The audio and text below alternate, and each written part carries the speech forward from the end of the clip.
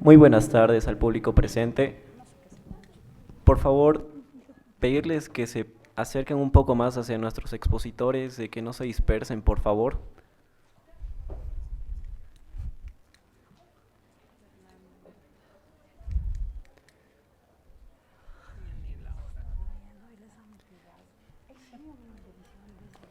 Bueno, buenas tardes, estimado público presente. Antes que nada, agradecer a nuestros expositores, a la licenciada Gabriela Báez Palacios, al licenciado Nelson Peredo Cuentas, a la licenciada María José Andrade Erostegui, a la licenciada Angélica Lazarte Lizárraga y a la licenciada Janet Amparo Sandra Canedo Guzmán. Daremos inicio con el ciclo de conferencias con una breve comentarios de nuestro director de carrera de comunicación social, el doctor Camilo Kunstex Salinas.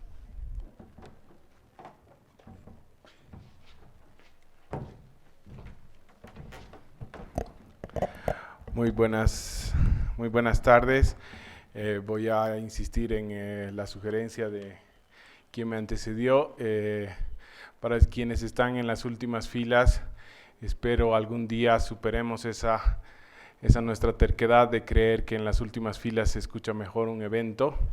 De todas maneras, no se preocupen por salir temprano. La asistencia a este evento para las materias de periodismo es obligatoria y la lista se va a firmar al terminar el evento, cosa de que si nos vamos antes no cuenta como asistencia, y la instrucción a sus docentes es que la asistencia sea controlada para este evento. Solamente como advertencia para quienes insistimos en quedarnos atrás. La idea de la formación profesional es estar siempre en primera fila. Agradecer a nuestros expositores por haberse dado un tiempo para reflexionar sobre un tema que creo que como profesionales de la comunicación y como profesionales del periodismo no podemos seguir mirando el periodismo desde la mirada y desde la lógica previa a lo que ha vivido y está viviendo nuestro país. Un evento que no sé si es primera vez que se da en el mundo, pero estoy seguro que es primera vez que se da en Bolivia y que va a transformar la forma en que nos relacionamos con la información y con el periodismo, no solo a nivel de los medios que hacen periodismo, sino a nivel de la conciencia ciudadana. Creo que el hecho de que en grupos de WhatsApp se haya empezado a pedir los elementos claves de la conformación de una noticia en cuanto a información para ver si esa información era veraz o no, creo que nos da una idea de la importancia que tiene nuestra profesión en la construcción de la democracia. Me han pedido que hable cortito, pero tengo que hacer dos menciones importantes. Una, es realmente un gusto contar con este panel, no solamente porque son personas que están vinculadas con nuestra carrera, sino que son personas con quienes en algún momento hemos creído, o yo por lo menos estoy seguro a partir de las interacciones con ellos, con ellas, que apostamos por el periodismo ciudadano como el garante de la democracia. Y creo que desde ahí va a venir la lectura de cómo tenemos que empezar a ver la relación ciudadanía, periodismo y democracia. No hemos querido hacer un debate hoy porque creemos que no se trata de empezar a juzgar el actuar de los periodistas. Creo que circunstancialmente estamos en un momento privilegiado en nuestro país en el que podemos hablar todos de una preocupación común. Y esa preocupación es democracia y va a seguir siendo una preocupación por varios años, ¿sí? Este mes en mi oficina, en la universidad y en muchos espacios docentes, la gente muy suelta de cuerpo, con mucha facilidad, dice: al fin han despertado los jóvenes. El otro día yo tenía una experiencia muy linda, dos estudiantes me han visitado, aquí están, los saludo y les vuelvo a agradecer. Me han visitado a mi oficina para preguntarme: ¿y cómo estás? ¿Cómo está la carrera después de todo lo que hemos vivido? Y lo primero que les he dicho, y lo reitero aquí, para mí los jóvenes nunca han estado dormidos. No puede despertar a alguien que no ha estado dormido. Solamente que circulaban sentidos y circulaban comunicaciones y lenguajes en otros espacios, en el ejercicio de esa democracia de tener espacios propios de comunicación y de construcción de sentido. El tema es que ahora estamos convergiendo generaciones, identidades, preocupaciones y miradas en un solo campo comunicacional y de construcción de sentido y significado, que por ahora lo estamos llamando democracia y que creo que es fundamental continuar en la construcción de eso. Y me voy a permitir hacer un pequeño homenaje personal. Espero poder terminarlo. Me emociona mucho verlo a Fernando, porque es quien me ha hecho recuerdo de esto. Anoche falleció mi tío, José Salinas, fundador de esta carrera. Él en los 70 luchó por la democracia. Él se benefició de la famosa beca de las dictaduras. Tuvo que terminar la carrera en Bélgica, en Lovaina, pero a partir de su vuelta a nuestro país, siempre habló de una semilla para el desarrollo, y esa semilla es la comunicación participativa. Creo que nunca como hoy es importante acordarnos de que la semilla de construir una sociedad más justa, una sociedad más equitativa, una sociedad democrática, está en la comunicación participativa. Y esa comunicación participativa no es posible sin un periodismo ciudadano, sin un periodismo desde experiencias como la de Radio Cancharparlaspa, que todos los que nos hemos formado en esta carrera conocemos muy de cerca. Sin la experiencia que yo personalmente, a las 2 semanas que empecé como director, he empezado a conocer y cada vez me maravilla más por la fuerza, la tenacidad y el emprendimiento en construir un nuevo periodismo de Amparo Canedo. Sin el orgullo que significa ver a Gabriela sentada para enseñarnos. Hace un año nosotros le enseñábamos a ella. Sin la fortaleza de Angélica Lazarte, que la he visto en este mismo auditorio soportar la violencia que a veces los periodistas tenemos que soportar. Y ella supo manejar la situación impecablemente, desde los valores y la ética que formamos en nuestra carrera.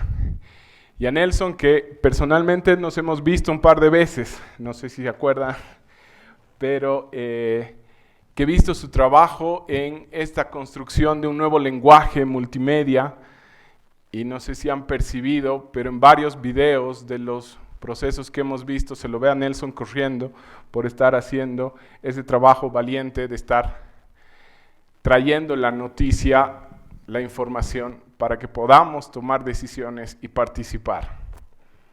Por eso es importante empezar a aprovechar este espacio, este momento histórico y maravilloso que tenemos como país, de encontrarnos a dialogar.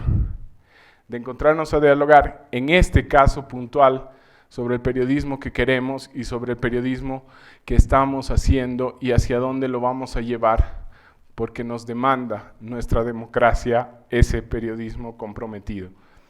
Muchas gracias otra vez a todos y todas.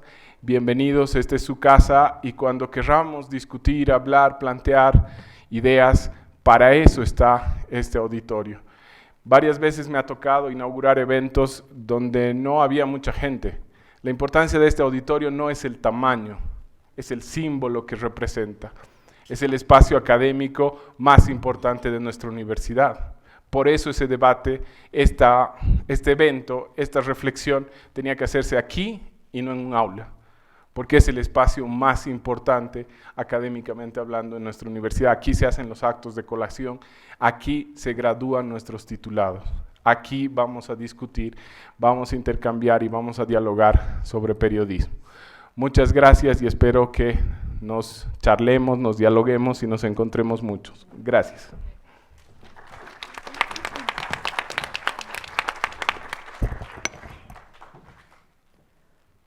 Agradecemos al doctor Camilo Kunstek, director de carrera de Comunicación Social, por sus inspiradoras palabras. a lo que pido un aplauso para él nuevamente y para nuestros expositores presentes, por favor. Recalcar al público presente y a nuestros expositores que los expositores tendrán 15 minutos para exponer. Las personas, el público, tendrán 1 minuto para hacer 2 preguntas a cada uno y los expositores tendrán nuevamente 2 minutos para responder las preguntas. Comenzando así con la licenciada María José Andrade Erostegui. Ella es licenciada en Comunicación Social y es magíster en radio. Ella es directora actual de la radio Canchaparlaspa y ella es miembro del directorio de Herbol. Docente de la materia narrativa radiofónica de la Universidad Católica Boliviana en su regional Cochabamba. Y ella nos hablará sobre los desafíos y obligaciones del periodismo radiofónico en épocas de conflicto. Por favor, magíster.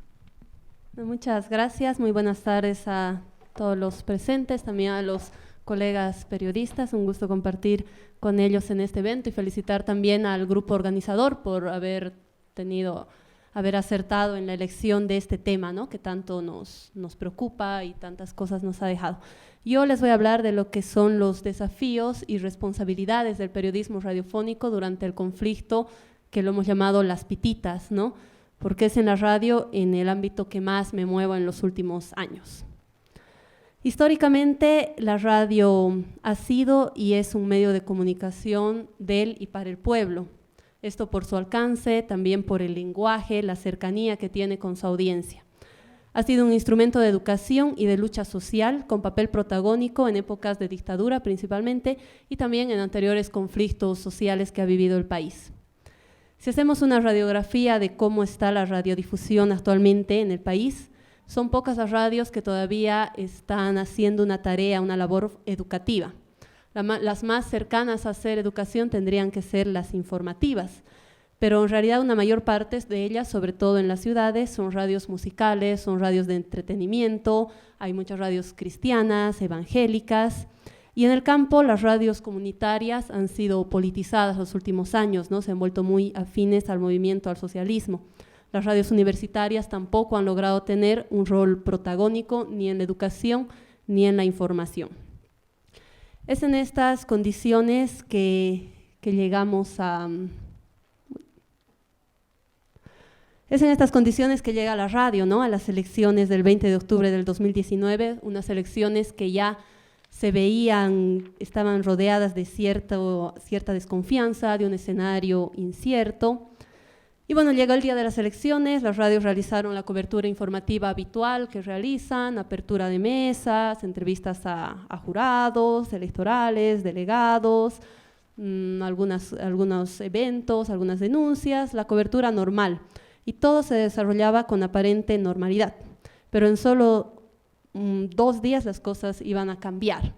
Vamos a escuchar un audio, no sé si está ahí Diana, para ¿cuáles fueron un poco las voces cuando comenzaban todos estos conflictos? ¿Quién se cansa? ¡Nadie se cansa! ¿Quién se corre? ¡Nadie se corre! ¡Amigo! ¡El pueblo está contigo!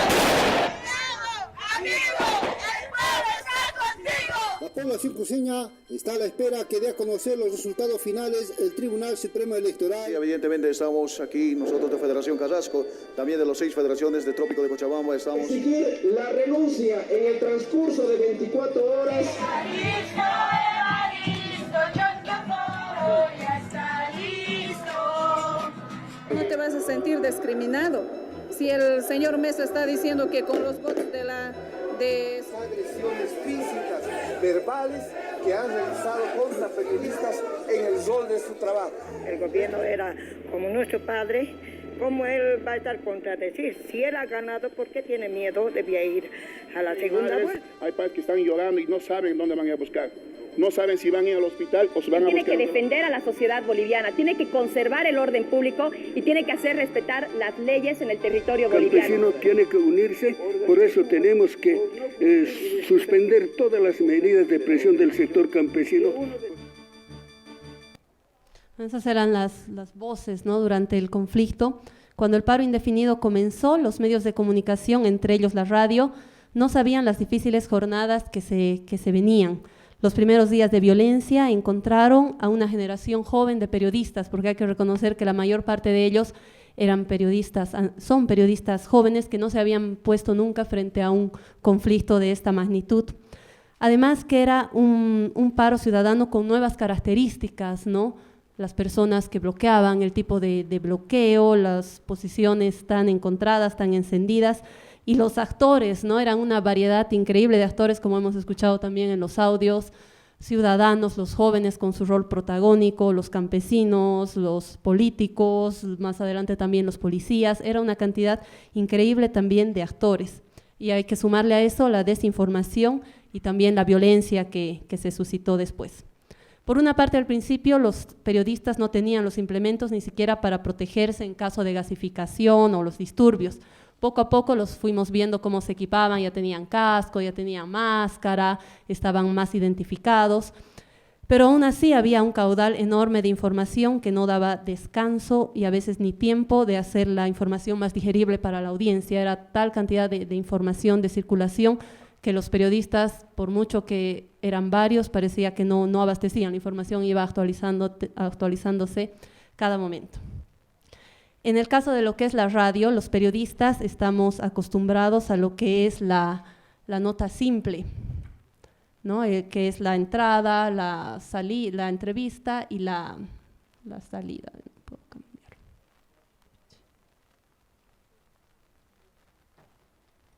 Bueno, en la radio los periodistas estamos acostumbrados a la nota simple, ¿no? La entrada, la entrevista, la salida, al despacho del momento. No se ha desarrollado mayormente durante los últimos años la crónica radiofónica que podía haber sido tan útil en este contexto que habíamos vivido. También las entrevistas en profundidad, los reportajes, pero como les digo, también era muy difícil hacer todo eso por el caudal informativo que iba sucediendo cada día.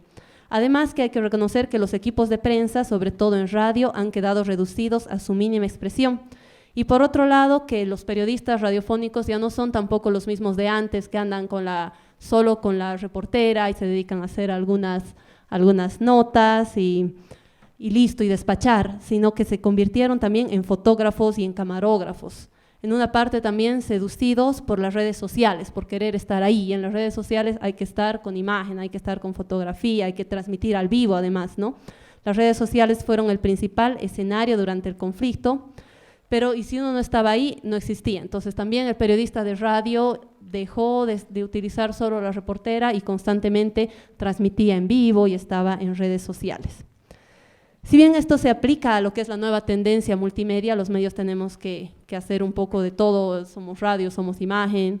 Por otro lado, esto ocasionó también que se olvide la cercanía y complicidad que había entre la radio y su audiencia, esa cercanía a través del oído, ¿no? Fue así que en un principio los medios no asumieron un rol protagónico. Los medios no asumieron un rol protagónico en sus canales tradicionales. Sí, en las redes sociales, ahí uno tenía la información constante de todo lo que estaba pasando. Y pasaba muchas veces que mientras en la página de Facebook se podía ver la información, en los canales de televisión o en la frecuencia de radio era otra la programación, era o música o a veces novelas, los programas de televisión, y esto fue muy criticado al principio por la población. En las radios, como les digo, preferían las redes a veces y la frecuencia donde en su programación, en la FM, era distinta. En cambio, en los últimos días de Evo Morales en el poder, eso sí cambió, ¿no? Podíamos ver constantemente, tanto en la tele y las radios, informar. En Radio Cancha Parlaspa, la programación durante toda la mañana y parte de la tarde se alteró, pues consideramos que no era un momento de escuchar las aventuras del famoso Calimán, que es un programa muy esperado, y no hablamos del excomandante de las Fuerzas Armadas, sino de Calimán, ¿no? El hombre increíble, y era algo que decidimos suspender, que es uno de los programas más fuertes. Tampoco pasamos la música de entretenimiento porque el conflicto se agudizaba, no podíamos estar indiferentes y pasar todo normal mientras afuera la gente estaba saliendo a las calles, saliendo de su casa, sentándose en la esquina o protestando cada uno a su manera. Fue entonces así que Fernando Andrade, que es fundador de la radio, quiso repetir también esa inolvidable experiencia que tuvo Radio Cancha Parlaspa durante los conflictos de la Guerra del Agua, donde la gente se apropiaba de los micrófonos, los ciudadanos se apropiaron de los micrófonos y la radio informaba, pero también era el medio principal para que expresen sus opiniones. Pero tantos años después, casi 20 años después, hay que reconocer que los escenarios y los tiempos han cambiado. La gente encuentra su canal principal de información y de expresión en el Facebook o en grupos de WhatsApp. Ya no era antes que tenía esa necesidad de que se escuche o de ser públicas sus opiniones a través de la radio. Pese a ello, aunque con mucho menos frecuencia, se abrieron los micrófonos y se escucharon voces a favor y en contra de uno y otro lado. Hubo gente que llamó, hubo gente que mandó mensajes de audio por WhatsApp, que mandó mensajes de texto y todo eso nosotros lo reproducíamos. Algunas personas consideran que abrir los micrófonos a la población puede resultar peligroso por cómo van a expresarse, por si es que van a llamar a la violencia o van a decir algo que no es adecuado.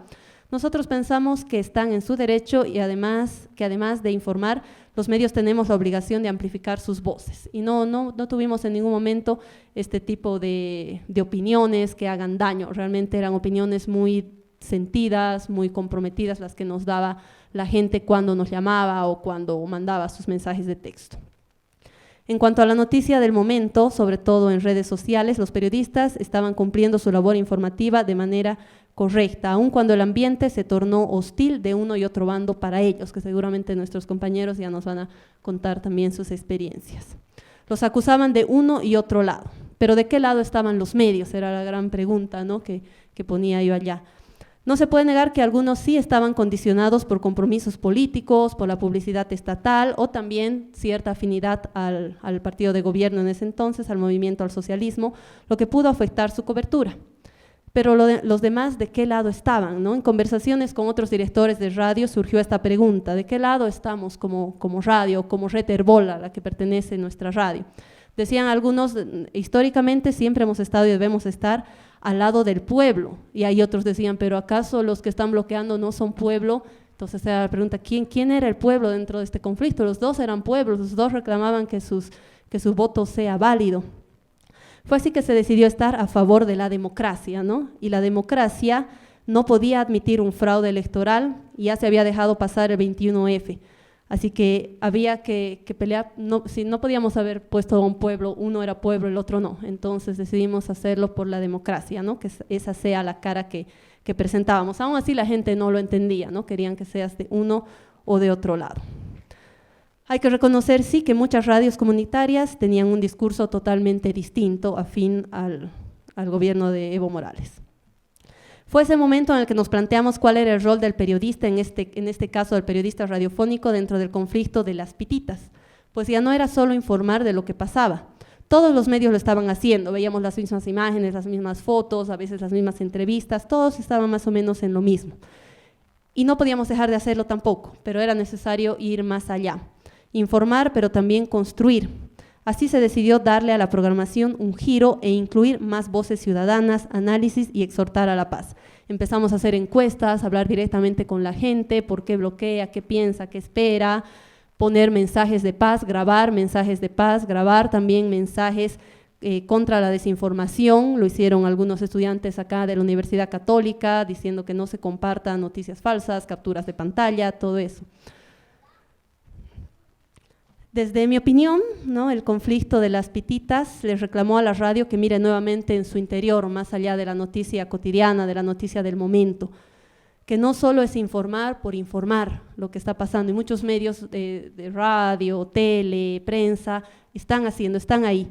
Pero como dice José Ignacio López Vigil, que es un radialista ecuatoriano y además un referente de la comunicación popular en América Latina, hay que informar para formar, ¿no? Es muy importante, él las llaman los tres roles de la información: informar para inconformar. Los medios siempre tenemos que estar pisándole los talones a los gobiernos, ¿no? No podemos, por mucho que nos caiga bien el presidente o la presidenta, tenemos que ser críticos, ¿no? Informar para transformar. Me quedaría yo principalmente con informar para formar e informar para transformar, porque eso es precisamente en lo que la radio se ha descuidado los últimos años. Hablo principalmente de la radio porque por su alcance y su cercanía, la radio sigue siendo en el área rural y en el campo el principal medio de información. Y no es que en el campo no tengan Facebook, las personas seguro que tienen Facebook también ya a estas alturas, pero lo que no hacen es seguir a los medios de comunicación, no es que le pongan me gusta o seguir a Los Tiempos, Opinión, Página 7 y demás redes informativas. Es así que están llenos de desinformación y manipulación también de parte de los dirigentes, siendo que la radio sí es como el medio principal que llega todavía a estas poblaciones, pero en este último tiempo la ha descuidado en el sentido que es la de formar, de educar. Después del conflicto, de la información inmediata, queda el desafío de explicar los porqués, ¿no? Cómo sucedió todo, de pronto ya pasó y lo hemos dejado ahí, pero hay gente todavía que no entiende bien, recién está asumiendo todo lo que está pasando. Entonces el rol de los periodistas y también de los periodistas radiofónicos va a ser acompañar el próximo proceso electoral, informando para formar, desde lo más básico, qué es la democracia, qué hace la Asamblea Legislativa, cuáles son los poderes del Estado. Recordarle, Elise, que le quedan solamente un minuto, por favor. Ya estoy acabando. ¿Cuáles son los poderes del Estado? Dirigiendo especial mirada al sector rural y campesino en su idioma, porque es lo que ha faltado mucho, dar información en su idioma, en quechua, en aymara. De no hacerlo, seguiremos siendo cómplices de la desinformación. Tenemos que ser multimediales, sí, pero no olvidarnos la esencia de la radio, innovar los formatos y aprovechar todos los canales que tenemos. Ahora, ¿no? Como es el Facebook, el WhatsApp, ¿no? Qué bonito hubiese sido que en los grupos de WhatsApp también hubiésemos escuchado tantos, en vez de tantos audios que nos generaban miedo y desinformación, haber escuchado también audios que promuevan la paz, que sean mini entrevistas de análisis, explicaciones de cómo fue la sucesión presidencial y que esto se pudiese volver tan viral y llegar a tantos grupos también. Nos queda eso, entonces, hacer un trabajo ya post-conflicto informativo, donde la principal labor sea la reconstrucción de todo lo que es la institucionalidad en el país y también darle a la población los insumos necesarios, que conozca quiénes son los líderes, quiénes son los candidatos, ¿no? Todo eso queda como un gran desafío, el trabajo después de este conflicto. Gracias. Un aplauso, por favor, a la licenciada María José Andrade Arostegui. Ahora sí, al público, por favor, tiene un minuto para hacer dos preguntas, dos personas, para hacer dos preguntas a nuestra expositora, la licenciada María José Andrade.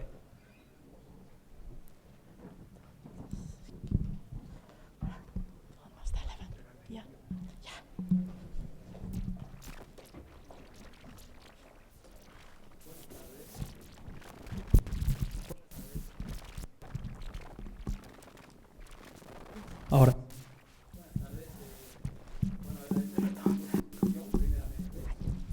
Y bueno, la pregunta que yo tengo es, en una parte, usted decía que al abrir pueblos, ya está. Al abrirle el micrófono al pueblo como radio, había el riesgo de que tal vez se incite a la violencia, pero los periodistas toman la decisión de decir, bueno, está bien, si tienen que hacer lo que lo hagan, porque nuestro deber es hacer que se escuchen las voces del pueblo. ¿Qué tan acertada le parece esa decisión de decir, bueno, si incitan a la violencia, que lo hagan, sabiendo que esto, expuesto a nivel de una radio departamental, incluso nacional, puede ser muy peligroso, ¿no? Porque la voz en una radio va a mover masas. Entonces, ¿qué tan acertada fue la decisión de decir, bueno, si incitan a la violencia, que lo hagan? Más bien no tuvimos esa necesidad, ¿no? La gente no llamó. Si en algún momento alguien realmente llamara y comenzara a insultar y a incitar de manera muy violenta y todo eso, sí nos veríamos en la obligación y en la decisión de tener que cortar, ¿no? Porque sería irresponsable que se dé vía libre a alguien que también está causando daño. El instrumento es un micrófono, sí, pero es un micrófono para reflexionar, para construir, no para destruir. Ahora, si había mensajes sí que eran sí un poco más encendidos, lo que hacemos es, después de ese mensaje, lo acompañamos con una reflexión, ¿no? Para que la persona que lo esté escuchando pueda también analizar lo que se ha dicho, pero no dejaríamos tampoco totalmente abierto a que alguien diga, no sé, vamos ahorita a quemar la casa de no sé quién, ¿no? Eso sería irresponsable, ¿no? Gracias.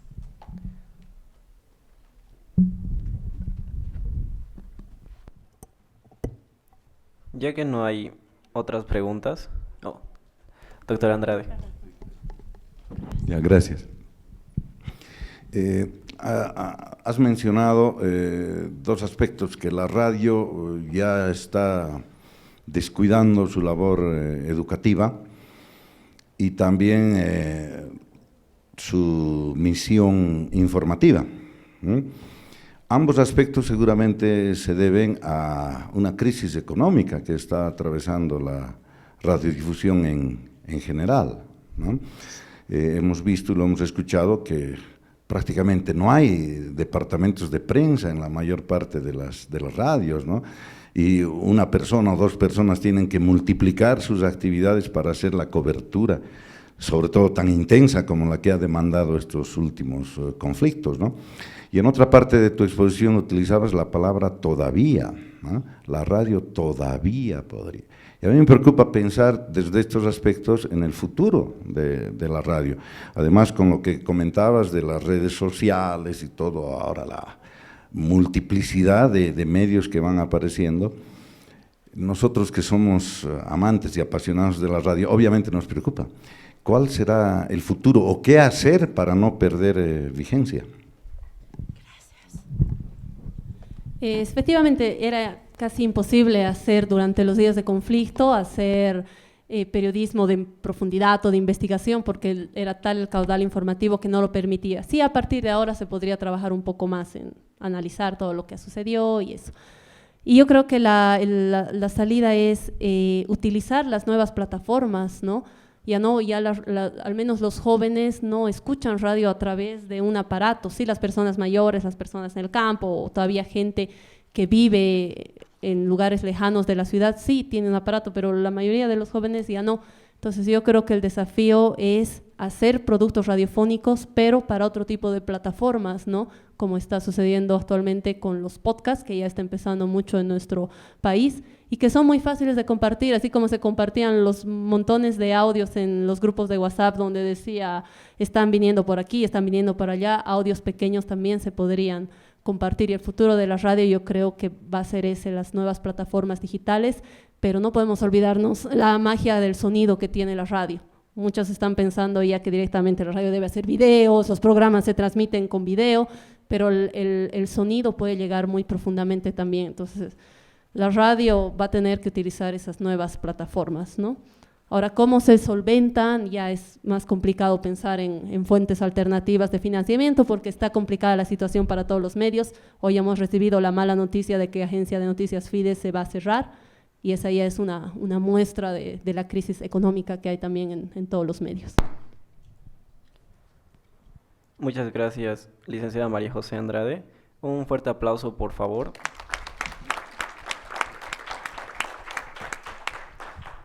Recordar al público, por favor, recalcar, mejor dicho, que primero haremos el minuto de hacer las preguntas, 2 preguntas por expositor, y después el expositor tendrá lugar de 2 minutos para responder a sus preguntas. Daremos lugar a la licenciada Janet Amparo Sandra Canedo Guzmán. Ella es licenciada en literatura, periodista desde 1989 y magíster en comunicación estratégica. Ha trabajado en 7 medios de información, tanto de La Paz como de Cochabamba, y ha sido también directora de prensa de opinión y ahora del medio digital Guardiana. Hola, buenas tardes. Un cordial saludo a los docentes que nos acompañan. Camilo, muchas gracias por la invitación. También Henry, Fernando, Alfonso, no sé si alguien está por acá más, algún docente que yo no conozca, y un abrazo pues a los estudiantes. Lo que yo voy a hacer es justo en esta mezcla, el medio camino entre las narrativas, que no necesariamente vamos a ver es solo literatura, y lo que ha sucedido en el conflicto que hemos tenido entre octubre y noviembre en el país. Una lectura poco personal, diría yo, en cuanto a lo que quiero ahora mostrarles. Bueno, he titulado esto como Las Pititas y la megacrisis. Un poco poniendo en contexto, las pititas en realidad antes de estos sucesos ya existían anteriores conflictos, solo que en este caso son bautizadas por el expresidente Evo Morales como las pititas, ¿no? Con esa aclaración. Bien, lo primero que quiero que recordemos es que desde que nacemos, crecemos, desde que somos niños, somos seres narrativos ante todo. Eso quiere decir que todo lo que hacemos, todo lo que nos dicen, lo que decimos, las historias que nos cuentan, hasta los chismes, son narrativos. Entonces, por esencia, somos seres narrativos y van a ver qué tiene que ver esto con el conflicto que hemos tenido. Hasta hace una década más o menos, parecía, yo diría un poco más de repente una década, parecía que todo lo teníamos más o menos claro en este mundo. La literatura, por ejemplo, había supuestamente encontrado con el estructuralismo su esencia en la literariedad. Entonces se habían marcado hasta hace muchos años unas fronteras entre lo que eran las artes, lo que es el periodismo supuestamente abocado a la realidad, como el periodismo, no se olviden que antes se decía antiguamente que era objetivo, hoy se habla de honestidad, ya no se habla de objetividad. Entonces, aparentemente teníamos el mundo con algunas fronteras entre lo que es la realidad y la ciencia ficción. Cuando el 20 de octubre, gran parte de la población en Bolivia tiene la sensación, unos más que otros, de que hubo fraude en las elecciones nacionales, y después de esa percepción, incluso antes de que se realizara el bloqueo nacional, las movilizaciones nacionales, nacen las pititas y casi podríamos asegurar con certeza que nacen además en esta universidad. Ocurre un fenómeno a nivel informativo que yo lo estoy viendo desde la narración. Lo que mi lectura es que lo que ocurrió en el país hace una megacrisis gigantesca donde se han cruzado todos los campos, y a nivel informativo no solamente se han cruzado, les voy a mostrar cómo se puede medir esto a través de una teoría de la comunicación, han cruzado todas las fronteras informativas, la política, los medios tradicionales, las redes sociales, y todo se ha fundido la realidad con la ficción. Existe una teoría que es muy interesante y en la que la verdad yo creo mucho, porque cada que analizo tiene mucho asidero, que es de Albert Chillón. Albert Chillón lo que nos dice es lo siguiente: olvídense, ¿para qué siguen buscando tanta diferencia entre la ficción, la realidad, el periodismo, la literatura? Lo que existe son grados ficcionales en el mundo. Y por eso incluso había la propuesta de que la carrera de periodismo pase a depender de la Facultad de Letras en Europa. ¿Por qué? Porque se dice la diferencia entre los textos periodísticos y los textos de un literato, por ejemplo, es el nivel ficcional del texto. Por eso, por ejemplo, podemos tener periódicos de crónica roja, y los conocemos, para qué los voy a algunos mencionar, donde prácticamente son un invento, desde la foto sacada de internet, los datos que se le aumentan. Entonces, por ejemplo, ese tipo de producto está más cerca de arriba, donde dice ficción. Por tanto, el producto se define en qué parte del termómetro de la izquierda se sitúa de acuerdo a si está más cercano o más alejado de la realidad. Lo que, según esta lectura personal que hago, es que en el conflicto lo que ha ocurrido es que el termómetro se ha movido totalmente, todo se ha movido en el termómetro y el termómetro se ha puesto en rojo. ¿Por qué? Porque no sabíamos qué era exactamente real y qué era realmente era inventado. Nos llegaban medias verdades, nos llegaban mentiras, y a pesar de que, por ejemplo, las pititas se habían organizado a través del WhatsApp, básicamente, las pititas empezaron a sentir el efecto de las mentiras también, porque les estaba costando vincularse entre ellos, porque ya había una especie de invasión de videos y de todo tipo de materiales que no se podía controlar. Por eso esa percepción también que acá la colega decía de que los medios en realidad hemos sido rebasados totalmente por las redes sociales, porque mientras en la red social nos llegaba al segundo un video que nos alertaba o nos decía que más o menos bajaba una horda de tal lugar para quemar nuestras casas, nosotros los periodistas intentando cubrir, grabar, hacer el material. Entonces, de pronto, en el periodismo, la palabra se hizo vieja en nuestros labios. ¿Por qué? Porque está la inmediatez que personalmente, de verdad, sentía que la palabra se hacía vieja en mis labios. Y porque todo el rato fuimos rebasados. Entonces, se produjo una especie, por eso hablo de megacrisis informativa, donde ese termómetro donde teníamos la realidad y la ficción más o menos separadas, de pronto colisiona donde unas cosas son totalmente falsas, aunque tienen la cara de verdaderas. Y aquí hay varios componentes que han entrado en juego para que se produzca esta especie de megacrisis informativa. Primero, que las mismas autoridades han pasado la realidad a la ficción. Por ejemplo, el 28 de octubre, el entonces vicepresidente llama a una conferencia y entre las imágenes que muestra para acusar a Carlos Mesa de haber incitado a la violencia, incorpora imágenes del 2008. ¿Eso qué significa? Que miente. Si miente, el termómetro se eleva arriba, a la parte ficcional. Luego resulta que la senadora Salvatierra hace un show frente al legislativo como si lo hubiesen golpeado, roto su blusa, todo eso, y era un show, y después nos enteramos que fue un show. Nuevamente, la mentira. Entonces, desde la realidad misma, desde la política, nos trasladamos hacia el campo ficcional, lo cual complica todo. En medio de todo esto tuvimos medios agredidos, divididos, temerosos y sin acceso suficiente a la información. Yo esta foto la he seleccionado porque ocurrió un caso curioso cuando hubo las muertes en Guayani por el lado de Sacaba. Los periodistas estaban detrás de los uniformados, sin acceso a la información que se producía del otro lado.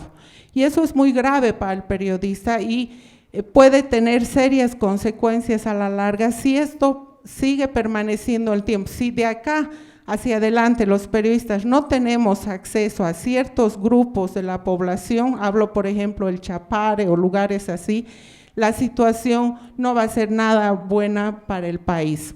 Entonces ellos estaban detrás y ocurrió algo curioso. Se producen los muertos acá y no les dejan a ellos ni filmar ni acceder a esos muertos, y el Deber lo denunció en su momento. Solo permiten que 2 periodistas entren al lugar, estos estaban en un hospital, para que puedan hacer los registros respectivos.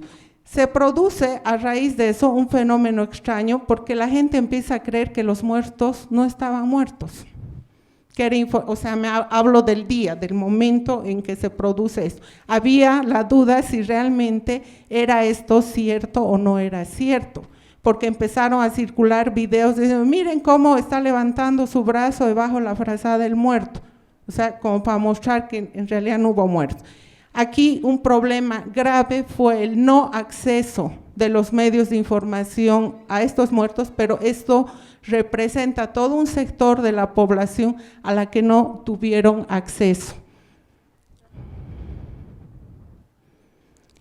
Periodistas, 76 periodistas agredidos y medios divididos. ¿Por qué hablo de medios divididos? Porque una característica del gobierno de Evo Morales desde el 22 de enero del 2006 fue dividir a los medios entre los supuestamente buenos o afines al gobierno y los mentirosos, malos, parte del cártel de la mentira, desde el 2016, como calificó a un grupo de medios. Y aquí quiero centrarme sobre la pregunta que atinadamente hacía María José, que me antecedió. Ella preguntaba de qué lado están los medios. Yo creo que es una gran pregunta esa, porque podemos estar de algún lado, no necesariamente por motivos políticos. Y yo les he traído un par de ejemplos del terror que se apoderó también de los periodistas y de los medios. Medios que dejaron de funcionar, por ejemplo, por un día, Los Tiempos no salió un día, Opinión no salió tampoco un día, el tema de Página 7 más. La pregunta es, ¿de qué lado puede ponerse un periodista aterrorizado? Y es la pregunta que me sigo haciendo el día de hoy.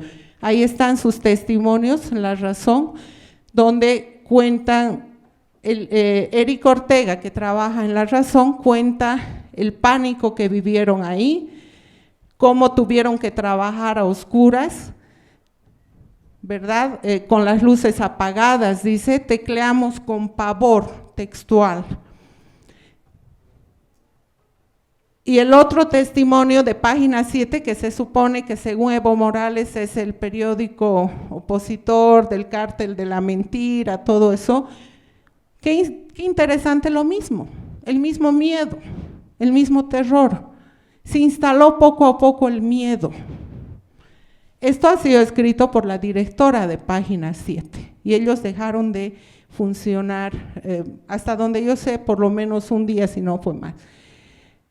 Hablan de amenazas, de temor incluso que en algún momento ellos tenían de que fueran a quemar también el periódico. Yo me pregunto, ¿de qué lado podemos estar cuando estamos parándonos sobre el miedo? Porque no es solamente por política que nos podemos ubicar en algún lugar. El miedo es uno de los activantes más terribles el rato en que hacemos algo por miedo o dejamos de hacer por miedo. Y bueno, en medio de toda esta mega crisis estaban las redes sociales. Hay testimonios de todo tipo, de cuán intoxicada la gente en algún momento empezó a sentirse intoxicación por información. La gran cantidad de información, mucha desinformación que solo causaba más miedo, no terminaba de informar bien, pero sí causaba temor, y de ambos lados, ¿no? Nos hablaban de hordas que bajan por tal zona, y esto originaba naturalmente más pánico. Si bien las redes sociales ayudaron un montón a organizarse, por ejemplo, en el caso de las pititas, la gente de las pititas en algún momento, como les decía hace rato, también sintió que las redes con las mentiras, todo eso empezaron a rebasarles y no estaban pudiendo organizarse de manera adecuada debido a eso. El doctor Mauricio Sousa, que me parece una opinión importante porque es una persona que trabajó en periodismo hace años, él dice que esos días no tenía ganas ni de escribir su columna, sus materiales, y que se puso a buscar información desesperadamente, y a pesar de que había una especie de intoxicación informativa, él no encontraba información de calidad para informarse. Y esa es una fuerte crítica que él hace a los medios de información. Yo solamente he sacado un párrafo, pero él hace una crítica realmente fuerte al trabajo de los medios. Ahí dice, es un periodismo que se guía menos por una brújula propia que por imitación. No es difícil llegar a la conclusión de que su consigna es hacer lo que otros hacen. Es por eso que se aglomera en los mismos lugares, cubren exactamente las mismas noticias, etcétera. Bueno, y lo que nos ha traído las redes sociales a partir de la narrativa son también narrativa fragmentaria que según las teorías nos permiten ir construyendo nuestras identidades, nuestro yo, pero también nos ayuda a construir cómo vemos al otro, a la otra persona, cuál es nuestra mirada hacia los demás. Y nuestra mirada después de las pititas que fueron pacíficas fue sobre todo a partir del 10 de noviembre de la renuncia del expresidente Evo Morales, fue una narrativa violenta que buscó la destrucción del otro normalmente. Y la violencia solo trae más violencia, y la violencia trae muertos, que tuvimos que lamentar 35 muertos, porque eso es lo que nos deja la violencia. Yo creo que la cosa no ha terminado, y aquí viene nuestra gran labor a la que invito a nuestros jóvenes a sumarse. Yo creo que el país que tenemos ahora está profundamente dividido. Y yo creo que tanto desde el periodismo como desde la comunicación y las pititas, voy a explicar un poco cómo veo eso, tenemos la obligación de tender puentes, tenemos la obligación de ir hacia el otro lado y reconstruir los dos lados. Tenemos la obligación de que así como hubo jóvenes que abrazaron a una señora de pollera asustada que había quedado rezagada del grupo de cocaleros y la abrazaron y la calmaron, le dijeron que todo iba a estar bien, tenemos la obligación de cruzar esos puentes, porque si no lo hacemos, esta palabra armada, porque lo que hemos vivido es el fruto de una palabra armada, violenta, puede reproducirse en cualquier momento. No estamos todavía bien, ¿no? Yo sé que hemos muchas personas festejado las pititas, resultados, todo eso, pero hay que estar conscientes de que esto no ha terminado. Ahora, ¿qué hacemos? Para terminar, yo quiero decirles una cosa. Yo tengo mucha esperanza en las pititas por lo siguiente. Las pititas han sabido actuar a partir de objetivos concretos, de organizarse en la cuadra, de resistir, pero sobre todo organizarse sobre la base de objetivos. Y yo creo que si como ciudadanos y ciudadanas nosotros empezamos a organizarnos de la misma manera para mejorar el medio ambiente, para cruzar puentes, para conocer al otro, no para destruirlo, sino para conocerlo, para reconstruirnos juntos, para que esa juventud que la he visto valiente, pero a pesar de ser valiente no la he visto dañina, no la he visto con afán de destruir, sino con una exigencia de que se diga la verdad, de que se respete el voto. Yo creo que esa es la juventud que nos tiene que llevar a unir el país en gran parte. No son solo los políticos, porque una cosa que las pititas han demostrado es que el ciudadano tiene un poder grande, más allá y más aquí de cualquier político, de cualquier líder, de cualquier presidente o candidato. Entonces, creo que es obligación de todos nosotros y es obligación de quienes somos periodistas darnos cuenta de que esto no ha terminado y preguntarnos cuál es nuestro rol como periodistas y preguntarnos de qué lado estamos. Porque yo creo que cuando hubo miedo, en algún momento no estuvimos al centro. De verdad no estuvimos al centro. Eso es todo. Gracias. Fuerte aplauso, por favor.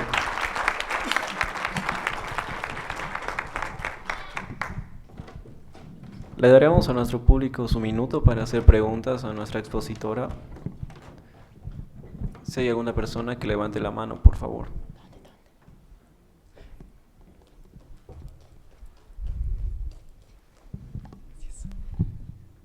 Buenas tardes. ¿De qué manera puede llegar a afectar esta fusión de la que se habla entre la ficción y la realidad al periodismo desde el punto de vista de la audiencia, ¿no? Que después de tanta mezcla que ha habido entre ficción y realidad, uno ya llega a dudar de cualquier tipo de noticia que se lanza, ¿no? Entonces, a futuro o incluso en el presente, ¿cómo puede afectar al periodismo? Excelente pregunta. Una de las cosas que los periodistas tenemos, yo creo que trabajar, y no porque lo diga yo, sino es la manera en que están tratando de trabajar en muchos países, es tenemos que trabajar un montón en nuestra credibilidad. La base de un periodista es su credibilidad, no es otra cosa. La honestidad unida a su credibilidad. Si tú crees en un medio es porque lo sientes, lo ves creíble, pero para ser creíble hay que hacer un montón de cosas, o sea, no es salir y decir, mírenme y crean en mí, eso no funciona. En tus actos tienes que demostrar, uno, que no mientes, 2, tienes que demostrar transparencia total, desde quiénes te dirigen, cuáles son tus códigos de ética, cuáles son tus ingresos, incluso económicos, porque los países en el extranjero, por ejemplo, los medios digitales famosos transparentan absolutamente todo lo vinculado al medio, incluyendo su forma de sobrevivencia. Hay que hacer eso porque acá lamentablemente el país hasta eso anda medio oscuro. Por ejemplo, cuando transfirieron La Razón, yo personalmente, para mí sigue oscuro ese asunto. Nunca terminó de ser claro. El hecho de que los gobiernos tengan que dar publicidad a unos y no a otros, no es muy buena idea funcionar así, porque si te dan publicidad, entonces ¿por qué te la están dando? ¿Qué favor te están pagando con la publicidad? Entonces yo creo que si logramos recuperar la credibilidad, pero además dándole espacios a los públicos, dialogando con la gente, porque es otra cosa que nunca hemos hecho, siempre nos hemos creído más o menos Superman, ¿no ve? Ya habíamos sido Clark Kent nada más. Entonces tenemos que darle a la gente su lugar, la gente es la que nos tiene que decir también qué cosas necesita. Hay un montón de necesidades que no informamos, nos hemos metido en estas guerras de la macropolítica durante años y fíjense ustedes las instituciones cómo están. Las instituciones están débiles, hay un montón de servicios que prestan a la población de manera deficiente y en eso deberíamos también estar los periodistas. Entonces, cuando tú como ciudadano sientas que mi medio de información no solo te informa, sino te es útil y que te demuestra día a día con actos, no solo con palabras, que no miente, entonces esa va a ser una oportunidad que vamos a tener. De lo contrario, bueno, vamos a seguir además sobreviviendo como más o menos estamos ahora. Para finalizar la exposición de la licenciada Janet Amparo Sandra Canedo, por favor un aplauso.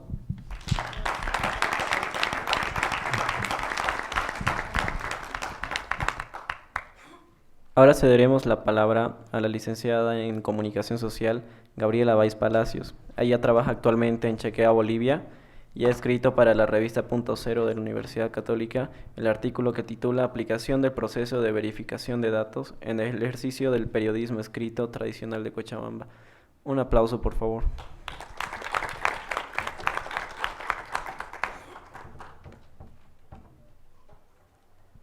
Bueno, hasta que ponga mi presentación, yo les vengo a hablar de un proyecto muy nuevo que tenemos ahora entre periodistas.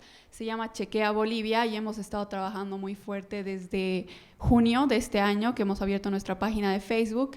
Y nuestro objetivo principal en Chequea Bolivia es detectar las noticias falsas que se están compartiendo en redes sociales, que están circulando en redes sociales y verificarlas, hacer una verificación completamente transparente, acudiendo a las fuentes que se necesita acudir y ver si la información es verdadera, falsa, engañosa o distintas categorías que nosotros hemos puesto. Entonces,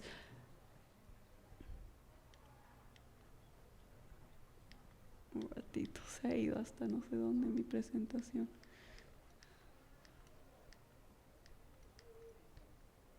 Ahora sí.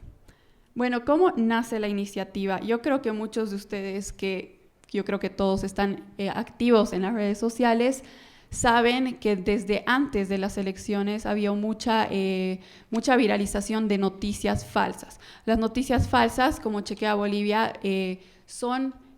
las definimos como Chequea Bolivia, son narrativas que están premeditadas y hechas para cambiar de manera positiva o normalmente negativa la opinión de las personas, normalmente hacia un tema en específico.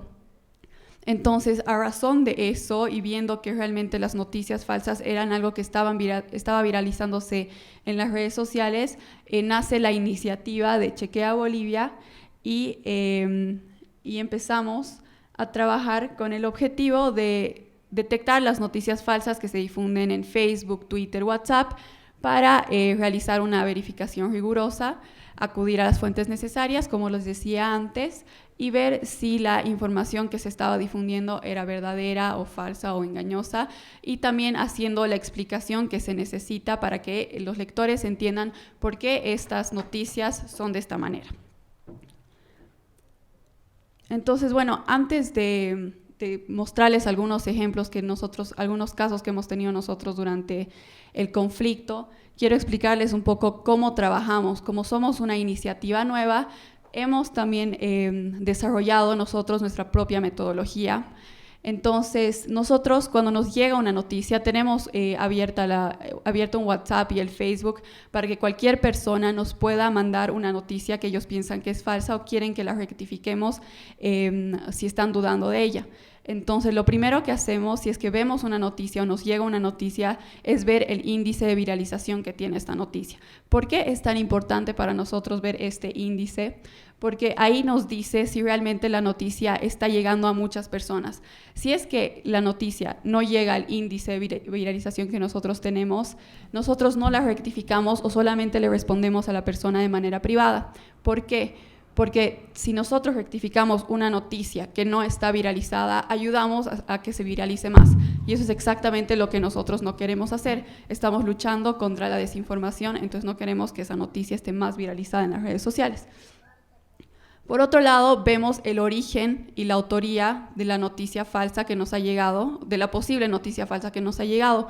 Muchas veces nos han llegado solicitudes de hacer rectificaciones de noticias que ya estaban publicadas en los medios, y nosotros tenemos la política estricta de que no vamos a rectificar algo que un medio ya ha publicado, porque los medios ya deberían haber verificado su información, por lo que nosotros no nos metemos en ese ámbito, porque sabemos que los medios deberían ser responsables y haber ya rectificado su información antes de publicarla. Por otro lado, nos fijamos que la posible noticia falsa pueda ser contrastada, lo que significa que no deba ser una opinión o un meme. También hemos recibido muchas solicitudes de opiniones de esos textos largos que ponen en Facebook, de personas que solamente están opinando, entonces ese tipo de noticias no las verificamos. Y por otro lado, ver la accesibilidad a fuentes que tengamos, ¿no? Nosotros tenemos una base de datos bastante amplia, una base de fuentes a la que acudimos para rectificar nuestras noticias. Y en el caso de los fotomontajes, también acudimos a las fuentes, pero usamos distintas herramientas digitales para poder identificar cómo han sido montadas las fotos, y también en unos casos de los videos, que ya les voy a mostrar más adelante cómo trabajamos. Bueno, entonces nuestra tarea como Chequea Bolivia ha empezado antes de las elecciones, y en realidad la iniciativa ha empezado a razón de las elecciones en junio de este año. Hemos empezado a trabajar primero pruebas piloto, y de ahí viendo, monitoreando en los medios qué noticias habían, qué noticias eran las más viralizadas para rectificarlas, qué era lo que les gustaba a nuestros lectores, cómo estaban entendiendo ellos nuestras categorías. Nosotros manejábamos las categorías de verdadero, falso y engañoso al principio, pero hemos visto por conveniente que cuando usábamos nosotros la categoría de engañoso, que significa que hay una parte de la noticia que es verdadera, pero otra parte que es falsa, la gente se confundía mucho. Entonces hemos implementado también las categorías de verdadero pero, que es la noticia es verdadera pero tiene cosas que pueden ser aclaradas, o que la noticia es falsa, falso pero, otra categoría, que la noticia es falsa pero tiene cosas que pueden ser también aclaradas, y no las usamos demasiado, pero cuando se tienen que aclarar cosas las utilizamos. Bueno, entonces en el caso de cuando empezó el conflicto el 21 de octubre, nosotros empezamos a recibir muchas más solicitudes que antes. Antes recibíamos, digamos, 3, 4 por día. Empezó el conflicto y eran 10, 12, 15, 20 por día. Algunas obviamente eran repetidas, pero ya ha incrementado muchísimo nuestro trabajo en esos días, porque la gente ya no sabía qué creer, no sabía dónde acudir. Si los medios decían la verdad, ya nadie sabía qué era verdadero y qué era falso, ¿no? Entonces, bueno, algunas rectificaciones que hemos hecho esos días, no todas porque son muchas, son estas de los videos de un helicóptero que supuestamente estaba disparando en Sacaba. Incluso le pusieron el logo de CNN y cambiaron el titular.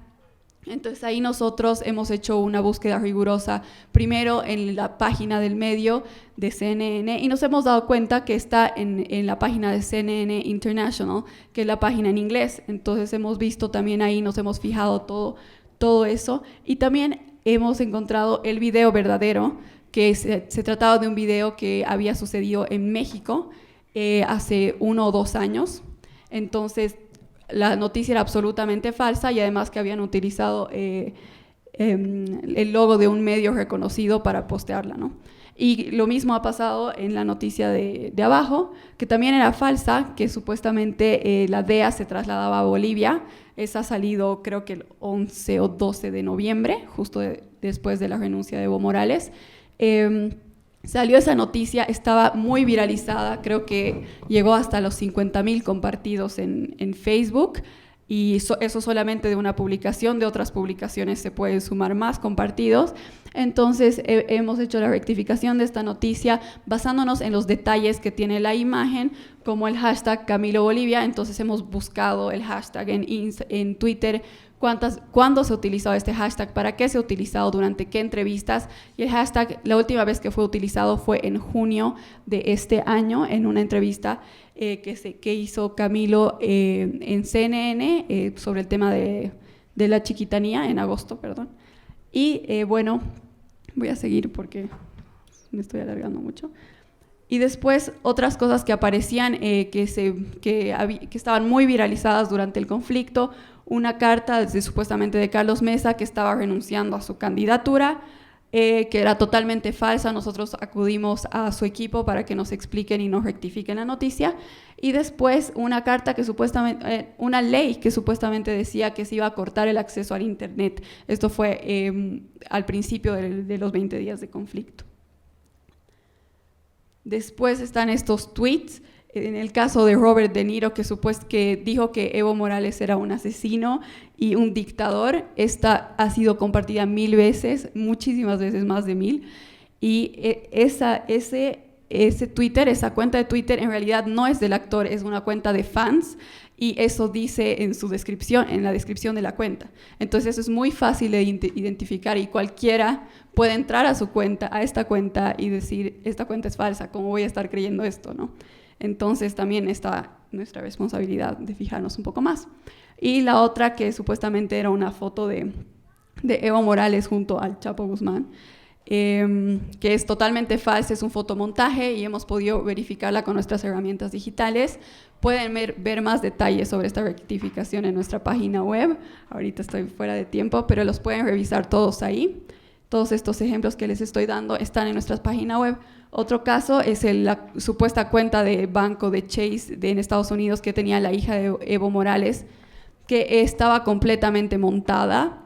Hemos encontrado el documento original en una página de quejas hacia el banco, y hemos encontrado que tenía el mismo código de barras, los mismos códigos que habían utilizado para hacer el fotomontaje. Entonces era claro el fotomontaje, y además que hemos utilizado otras herramientas para verificar esta información. Y también en el caso de la póliza de seguro de la casa de Waldo Albarracín, también se ha hecho una rectificación parecida a la anterior. Y bueno, además de rectificar las noticias falsas que estaban circulando en redes sociales, hemos visto que la desinformación realmente ha sido un factor muy, muy importante y muy decisivo en este momento de conflicto que hemos pasado. Entonces hemos decidido también hacer alfabetización mediática, lo que es que queríamos concientizar a nuestros lectores que realmente en esos momentos que estábamos viviendo, no debíamos compartir ciertas cosas que nos llegaban, porque habían cosas que estábamos compartiendo sin siquiera pensarlo, sin siquiera pensar quién me ha mandado esta información, cuál es la fuente, y eso solamente generaba más pánico y más desinformación en las personas. Entonces hemos hecho algunos banners para explicar un poco qué no compartir, ¿no? Aquí no compartan audios que describan situaciones alarmantes, videos o imágenes con fuentes desconocidas, alertas que no sean emitidas por canales oficiales, y también capturas de pantalla de chats que ustedes no han sacado o que han sido enviados por fuentes dudosas. Otro que hemos sacado es que si querían mandar ellos un video, que si ustedes querían mandar un video, nuestros lectores, que cuando lo hagan, o cuando filmen el video y quieran compartirlo, mencionen la fecha, la hora, un poco de contexto sobre el lugar y sobre los hechos. Entonces, así la gente también sabe cuándo ha sucedido, dónde ha sucedido, y no existe eso de que nos llega un video de hace 4 semanas y pensamos que es de hoy día, ¿no? Porque eso también genera mucho pánico y desinformación. Y eso es lo que ha pasado mucho en esa época de conflicto. Y también, bueno, en los días que acá, por ejemplo, acá en Cochabamba han sido más fuertes, que han sido el 29 de octubre y el 6 de noviembre, también hemos sacado unos especiales, solamente así puntuales, diciéndole a la gente que en este momento no compartan este tipo de noticias, y mejor que sepan que la información está siendo verificada por medios o por alguna entidad, porque en el caso del 29 de octubre tuvimos de que estaba circulando que habían ya 7 fallecidos, como a las 3 de la tarde, y la gente estaba creyendo todo, y al final del día solamente había 1. Entonces, ese es el poder que tiene la desinformación, de matar a 7 personas cuando en realidad no habían 7 muertos ese día, ¿no? Entonces, también nosotros tenemos que ser muy conscientes en lo que compartimos, y ese es el rol que jugamos nosotros como Chequea Bolivia, es luchar contra la desinformación. Y si alguno de ustedes ve alguna cosa dudosa, mándenosla para que nosotros podamos verificarla. Gracias. Un fuerte aplauso para Gabriela Báez, por favor. Le concedemos a nuestro público su minuto para hacerle preguntas a nuestra expositora, por favor. Si hay alguien que quiera hacer preguntas, que levante la mano, por favor.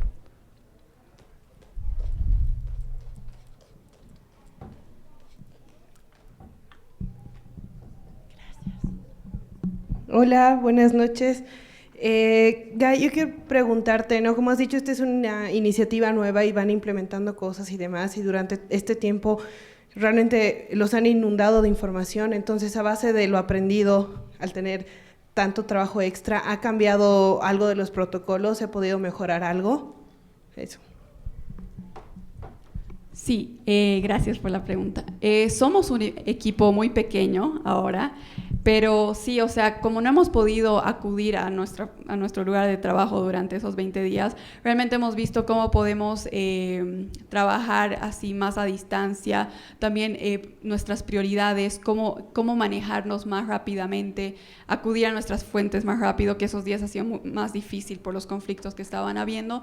Y creo que en esos días nos han enseñado que también no tenemos que actuar demasiado rápido, teníamos que cuidar mucho las cosas que rectificábamos y cómo lo hacíamos, porque claro, o sea, habían ataques de distintos lados, incluso una vez nos bajaron un post por tantos reportes que habían en ese post. Entonces hemos aprendido más que nada a actuar muy conscientes y sabiendo realmente si íbamos a hacer esa rectificación, cómo le íbamos a hacer, a qué fuentes íbamos a acudir y cómo íbamos a afrontar la reacción, digamos, del público.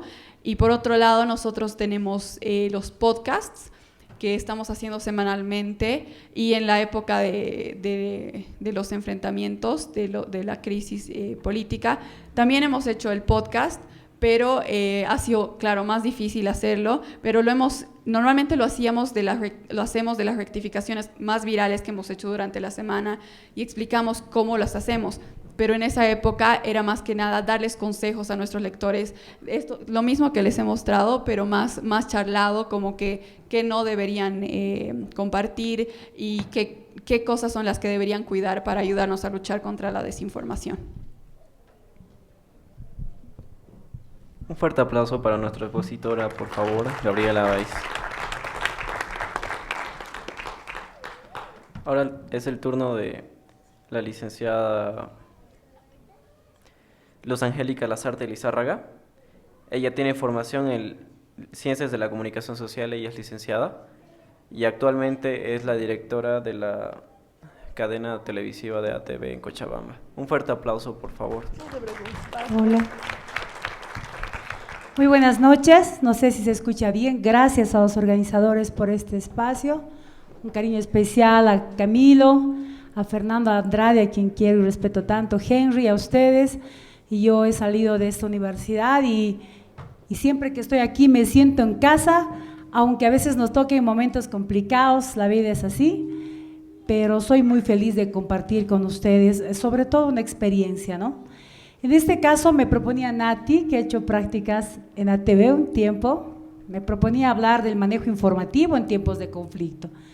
Y la verdad yo llego con certezas a este espacio de diálogo, llego con interrogantes, tengo muchas en la cabeza que no me dejan dormir desde el 20 de octubre y también llego con desafíos.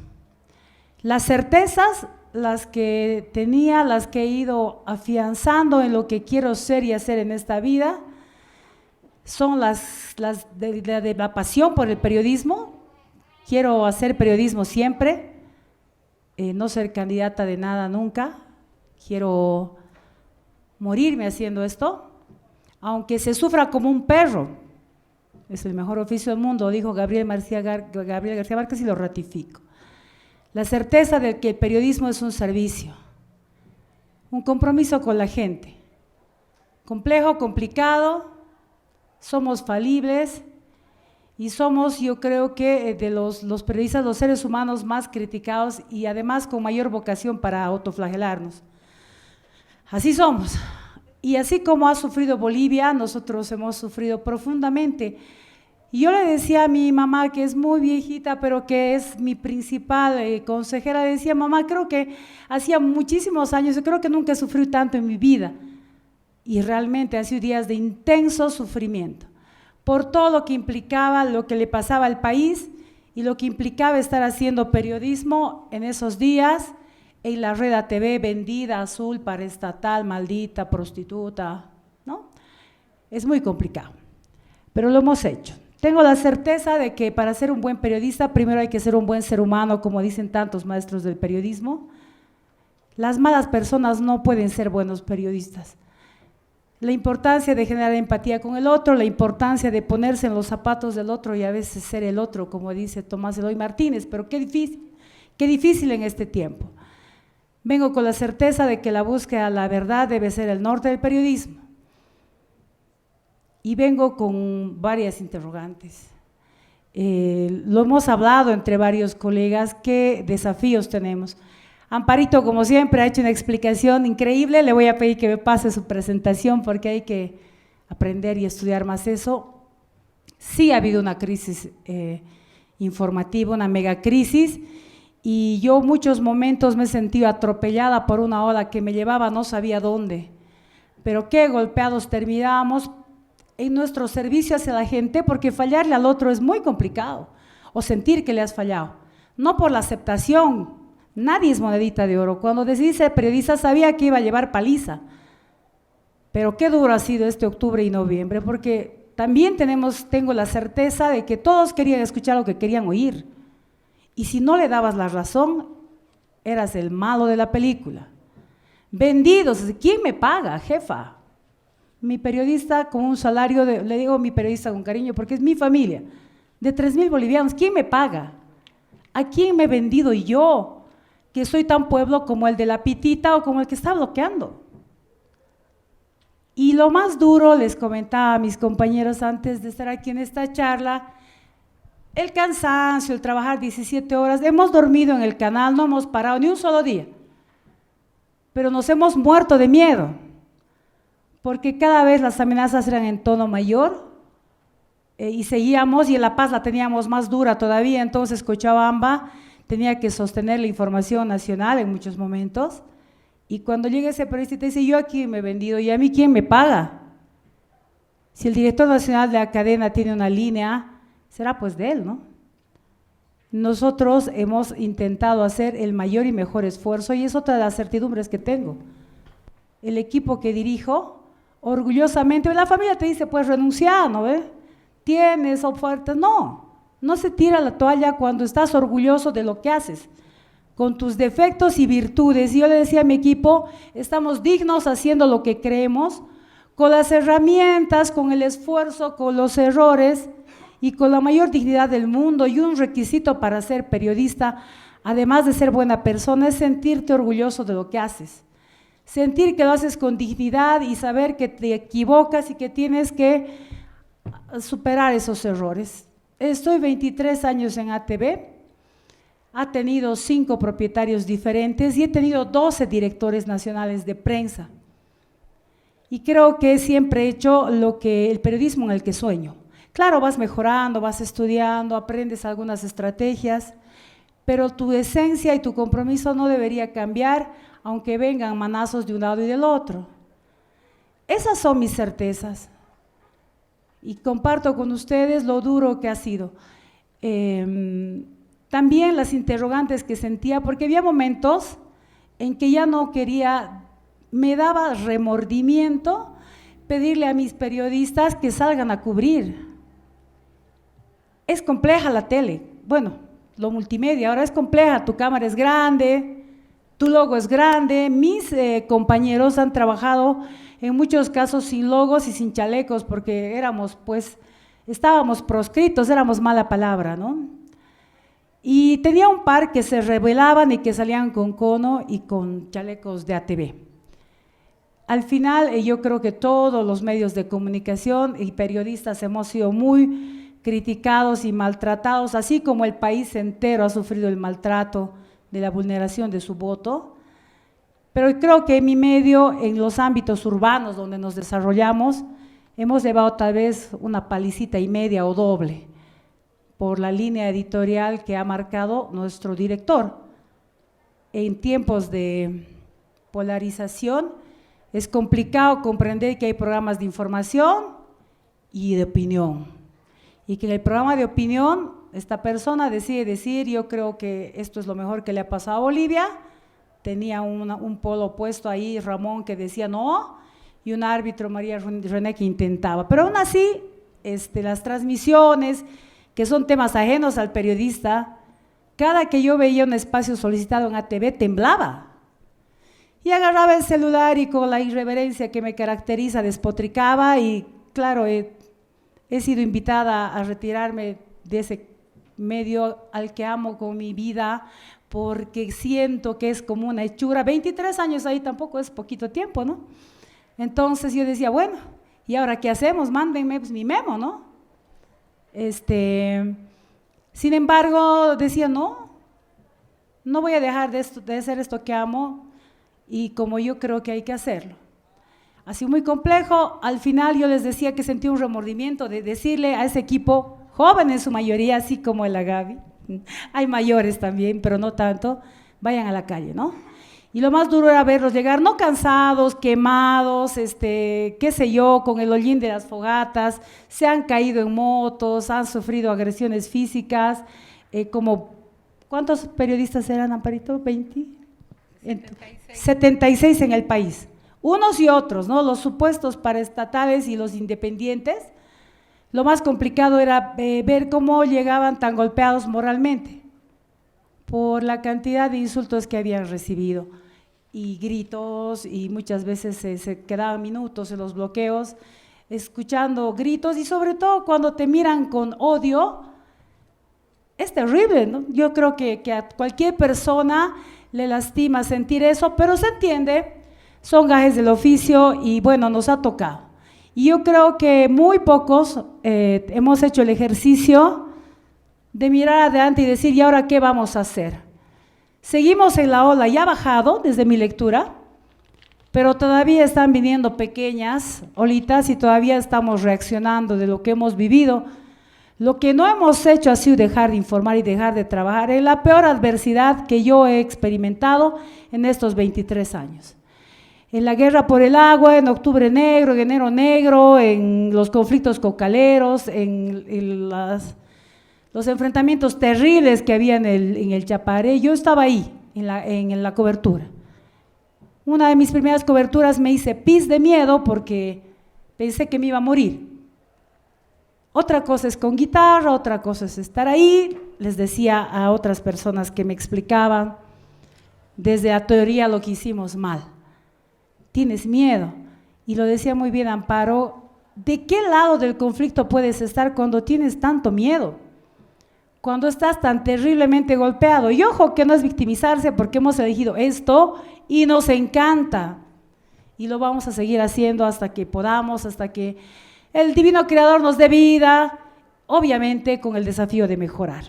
Mis certidumbres se las he contado, mis interrogantes. La primera, ¿qué camino debemos tomar después de esto los periodistas y los medios de comunicación? Eso al margen de lo que va a pasar en el medio en el que trabajo, que en este momento tiene problemas accionarios y ni sabemos quién se va a quedar de dueño, ¿no? Estamos peor todavía. Varios nos han invitado a irnos, pero no nos mandan el memorándum, entonces seguimos haciendo periodismo como nos gusta y como creemos. Pero más allá de la coyuntura específica del medio en el que trabajo, que tiene un gran capital humano, que creo que es lo más importante que tiene, mi interrogante es ¿a dónde va a ir el periodismo? Porque realmente después de esa crisis tenemos que reconstruirnos. Ha anticipado bastantes puntos importantes Amparo y me quedo con varios de ellos por los que no os voy a mencionar. ¿Cómo curamos las heridas? Si no ha pasado lo peor, porque han quedado heridas. Ver en estados de adolescentes de 14, 15, el odio contra el otro que piensa diferente en este país dividido, es muy complicado. Otra interrogante que tengo es cómo podemos reencontrarnos nosotros los bolivianos y cómo podemos reconstruir credibilidades, no solo en los medios, sino en los políticos, en quienes tienen el mandato. Se han fijado que ya estamos como con 5 aspirantes al voto del boliviano, cuando el pedido clamoroso de las pititas era unidad, y gente que se graba y que no se graba, y exmandatarios que se inventan que cuando tenían 35 años eran niños, es decir, qué complicado lo que se viene, y tendremos que prepararnos para eso. Desafíos. Como periodistas tenemos el desafío de transparentar los números de las empresas, que es un pedido que gremialmente, por lo menos el sindicato de la empresa donde trabajo lo va a hacer, porque nosotros desconocemos cómo vamos a hacer, qué va a pasar, pero creemos que hay que transparentar, porque dueños y periodistas no somos lo mismo. Dueños y periodistas no somos lo mismo, venimos de arenas diferentes. Y los periodistas no nos debemos a los dueños de las empresas, nos debemos a este oficio. Y tenemos una cláusula de conciencia que nos permite decir, no voy a obrar contra lo que creo, aunque te estigmatice. Ese es un desafío del sindicato nuestro, que estamos canalizándolo en la instancia que corresponde. Desafío como sociedad, dejar la virulencia, porque es maravilloso en parte lo que se ha hecho, las pititas, la convicción, la presencia vital de los jóvenes, pero si permitimos que penetren esa red social que se ha fijado objetivos, si dejamos que el odio, que la ira, que no podamos disentir sin agredir al otro, si no dejamos ese tipo de conductas, si creemos que porque hemos escrachado a un medio, hemos insultado a un presentador o hemos insultado a una presentadora en su dignidad de mujer, si creemos que así le hemos doblado la mano a este medio de tal por cual y tengo poder, porque me subo en una moto y tengo chaleco, o porque bloqueo en Guayani o en Guayculi, si creemos que de esa forma se logra cambiar, también estamos equivocados y es un desafío de la sociedad. Me queda algo más de 1 minuto y medio, yo simplemente traje un video que quería compartir con ustedes en mi casa, que es la católica, se la podemos poner, de las agresiones a periodistas en general. Recordarles que somos tan pueblo como todos, que nos duele el cuerpo, pero también el alma, y decirles que más allá de lo que ha pasado con redes y con todo, las personas siguen buscando al medio de comunicación para verificar la información que se ha dado, y que esa labor sagrada es garantía de democracia, es pilar de democracia. La libertad de expresión, o sea, es algo que ha costado mucho conseguir, y si no me gusta un canal o un periódico o una radio, pues no lo miro, no compro, lo critico, pero no le pego a ese periodista. No deberíamos tener el insulto como herramienta para mostrar nuestro disenso, y no solo con el periodista, sino con el otro ser humano. Básicamente ha sido un espacio de catarsis, cero académico, pero muy humano, que les agradezco. Y si no se puede reproducir ninguno de los videos, no hay problema, porque van sin ambiente, pero gracias por el espacio, como siempre yo aquí me siento en la libertad de ser yo misma. Gracias.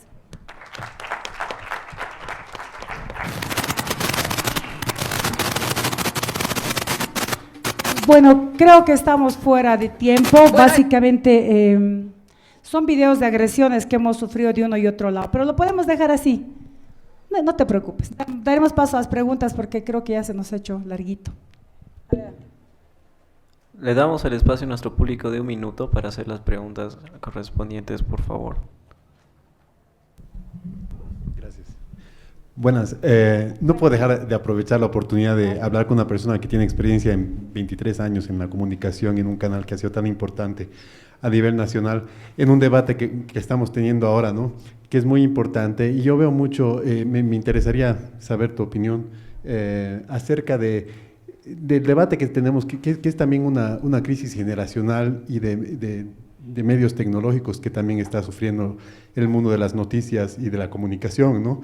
Porque ya los canales de televisión solo los siguen los adultos que crecieron con canales de televisión y consumían el canal de televisión, pero los grandes números y las nuevas generaciones consumen las noticias de otra manera y ya no, y por eso también falta un nuevo modelo de canal de noticias, ¿no? Y ese modelo antiguo del noticiero ya no engancha tanto como antes.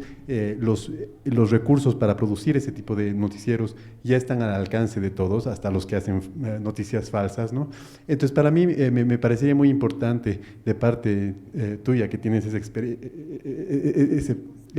experiencia, que nos digas qué puntos crees que se tendrían que debatir entre el modo en que se han hecho noticias los canales hoy en día y el modo y la tendencia que hay del consumo de las noticias ahora con esta experiencia. ¿Cuáles son los puntos claves que deberían tocar universidades como la Católica en tema de comunicación para construir nuevos canales de información y poder llegar a la verdad? Mil gracias. En la última reunión nacional que tuvimos de prensa de ATV, nos dijeron que la televisión que conocemos tiene máximo 10 años y se va a morir por el Netflix, por todo lo que estamos viviendo. Lo que yo no creo, y tengo disenso con algunos de mis compañeros, es que no creo que haya riesgo de desintermediación, es decir, esta sociedad siempre va a requerir periodistas comprometidos con la verdad, que utilicen herramientas para lograr sus objetivos. Lo que estamos haciendo nosotros como ATV es trabajar en nuestras redes sociales, es decir, priorizamos de hecho el subir el video a nuestra página Facebook, al Twitter, a todas las plataformas que tenemos, para no salir, porque la gente no va a esperar a las 8 de la noche para el noticiero.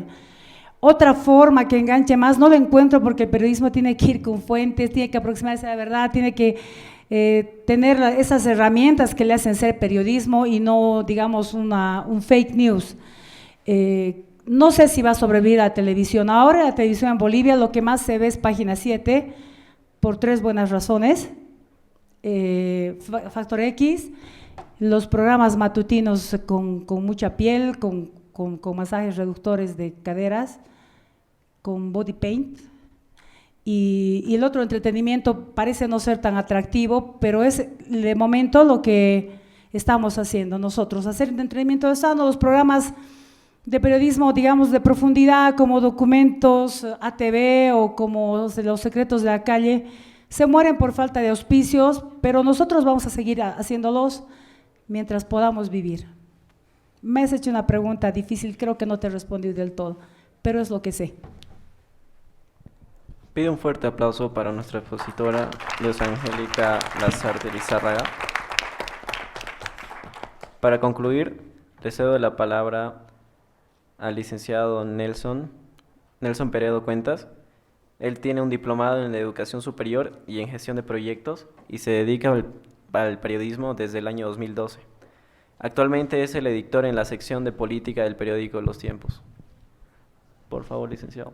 Buenas noches, gracias por la invitación. Saludar a Camilo, a todos los amigos de la Católica, a un panel de lujo. A muchos veo en la calle. Voy a hacer una exposición rápida porque sé que el tiempo nos está liquidando. Bueno, la presentación que he preparado corta es más que todo un cúmulo de reflexiones sobre el último conflicto que yo he pasado prácticamente en la calle, digamos, cubriendo diversos momentos, diversos escenarios de toda la crisis. y que bueno, nos ha llevado a hacer algunas ideas fuerza, digamos, ¿no? Pero quiero empezar la exposición con un dato, que es el que más o menos han repetido ya en el panel. Según la Federación de la Prensa, ha habido 12 periodistas que han resultado heridos y más de 25 recibieron agresiones físicas por parte de los grupos movilizados en este periodo de crisis, solo desde el 20 de octubre hasta el 15 de noviembre. Según la ANP, también en el mismo periodo son 64 periodistas a nivel nacional. Este dato gracias a La Guardiana. En su página tiene un reporte muy interesante sobre según en 2018, Bolivia se registraron 65 casos de agresiones de prensa, y yo, bueno, puse un dato para compararlo, digamos, a nivel regional, con Nicaragua, que tiene 234 alertas, en 2018, Venezuela 196, pero ver este dato comparativo, que en Bolivia, en 2018, hemos tenido la misma cantidad de casos que hemos tenido este año en 20 o en 15 días. O sea, así de grave ha sido la situación en los momentos de tensión que hemos vivido entre el 20 de octubre y el 11 y el 10, y bueno, hasta más allá del 10 de noviembre, ¿no? La renuncia del presidente. Ahora, hay que hacer un punteo que creo que es necesario, que esta crisis que vivimos en Bolivia, que hemos vivido, es parte de una crisis mayor, no es una crisis aislada.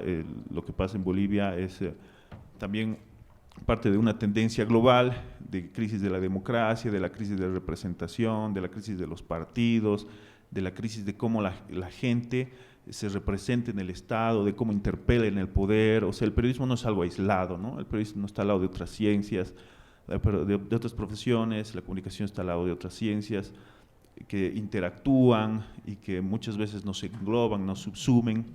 Y dentro de esto el periodismo es una actividad más pequeña que tiene un gran valor y por eso lo amamos, pero hay un contexto mucho mayor donde se ha desarrollado la crisis, ¿no? Es importante saberlo, una crisis donde también hay interacción de poderes, pugnas de poder regional, y donde los medios juegan un papel muy importante. Los periodistas tampoco somos personas aisladas, trabajamos en medio de estas pugnas de poder que también se repiten en los medios. Es importante saber eso para saber dónde nos paramos cuando hay una crisis de este tipo, que no es algo que ha nacido el 20 de octubre con un fraude, ¿no? Sino que tiene una construcción mucho mayor. A partir de esto podemos entrar a ver la crisis boliviana, que tiene unas características muy particulares, digamos, ¿no?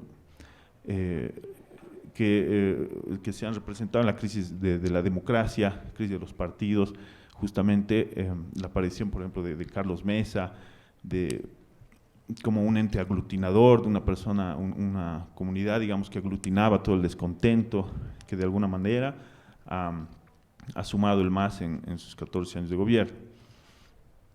Pero de un gobierno que, bueno, en resumen, no vamos a entrar en detalles, pero que ha generado un contexto de crisis por diversas cuestiones que, bueno, no vale la pena aquí mencionar. Pero esta crisis ha llevado a la crisis de los medios también, o bueno, ha apresurado la crisis de los medios, porque los medios también estábamos en crisis ya hace muchos años. Hay varias crisis que están destruyendo a los medios y los formatos de los medios. Una frase de Andrés Gómez que me gustó para resumir, ¿no? En la crisis de la democracia o la crisis política, algunos medios también entraron en crisis. Yo creo que más que entraron es que nos apresuraron a la crisis. Nosotros conocemos la crisis ya hace años, una crisis de contenidos, una crisis de modelo de negocios, una crisis, sí, la crisis de modelo de negocios, no sabemos cómo monetizar nuestras audiencias, pues es una crisis aguda, pero con lo que ha sucedido los últimos 6 días en Bolivia, la crisis nos ha explotado en la cara a los medios. Y a partir de ahí han sucedido muchas cosas. O sea, el país entró en crisis y los medios también. No se veía tal vez en las publicaciones, en la tele, en la radio, pero yo soy testigo de que muchos periodistas han empezado a pelear, de que periodistas han tomado posiciones, de que los gerentes han tomado posiciones. He conocido periodistas de que hacían sus notas en la mañana y en la tarde ponían sus pititas, o que eran al otro lado ya también, en la mañana hacían sus coberturas y en la tarde salían con las 6 federaciones, digamos, ¿no? de productores de coca. Entonces, ha desbordado, ya lo he dicho hace rato, María José creo, la crisis ha desbordado a los medios. nos ha comido, nos ha devorado. Y esto se ha visto los primeros días donde no hemos podido hacer una cobertura de ningún tipo, o sea, cero profundidad. Nosotros desde los tiempos hemos tenido un debate intenso, realmente intenso. Hemos comenzado la cobertura como siempre, ¿no? El 20 de octubre con los especiales, preparando la cobertura por secciones. Bueno, ese es un trabajo con mucha anticipación en la prensa escrita, porque nosotros no podemos jugar a coyuntura, como hace la tele o la radio. Nosotros tenemos que profundizar, ese es en realidad nuestro business, digamos, ¿no? Nos sirve la noticia del día al día siguiente, nosotros salimos al día siguiente. Como impreso, como web, pues tenemos otro mecanismo, digamos.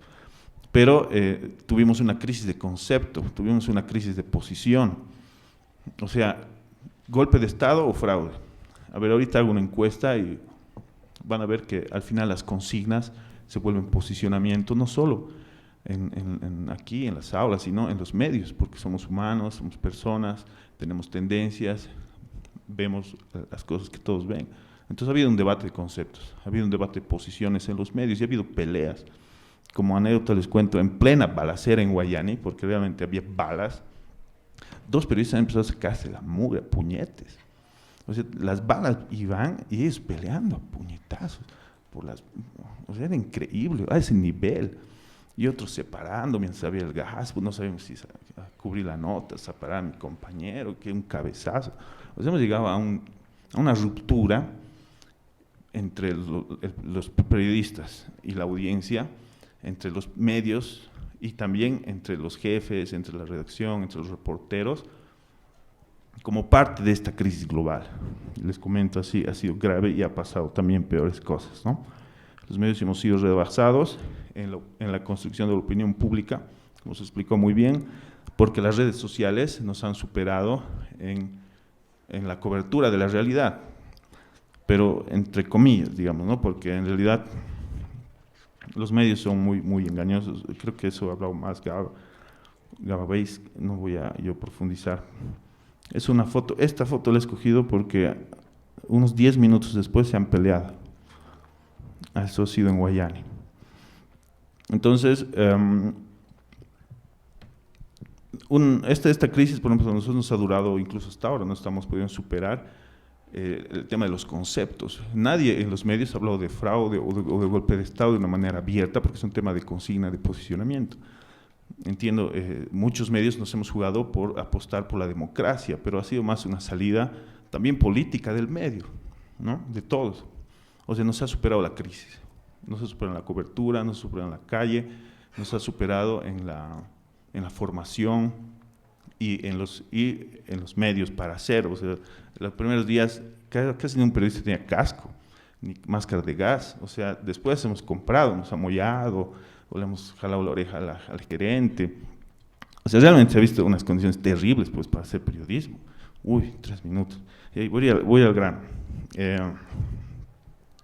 Entonces, eso sumado a que la gente solo lee lo que le ayuda a reafirmar sus creencias y para autoconvencerse de sus posiciones. O sea, en ese contexto, ¿cuál es el valor de la prensa, digamos, ¿no? ¿Cuál es nuestro trabajo? Si la gente solo lee lo que le convence, solo lee lo que reafirma sus convicciones, o sea, lo que no lo elimina, lo bloquea. Entonces ese es el escenario donde debemos trabajar. Ahí va esta parte de la exposición.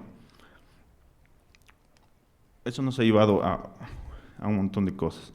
Ya no voy a detallar esta parte, cuál es esa crisis que les digo que nos ha explotado, que ya la conocíamos, que la veíamos venir, porque nos explotó en la cara, es esta crisis de los medios en general, esta crisis de formato, esta crisis de contenido y la crisis del modelo de negocios. Que bueno, es una exposición un poco más larga, no lo voy a saltar, pero eso no significa que haya una crisis, o sea, que el periodismo esté en riesgo de desaparecer. El periodismo es súper necesario hoy más que nunca, estoy súper convencido de eso.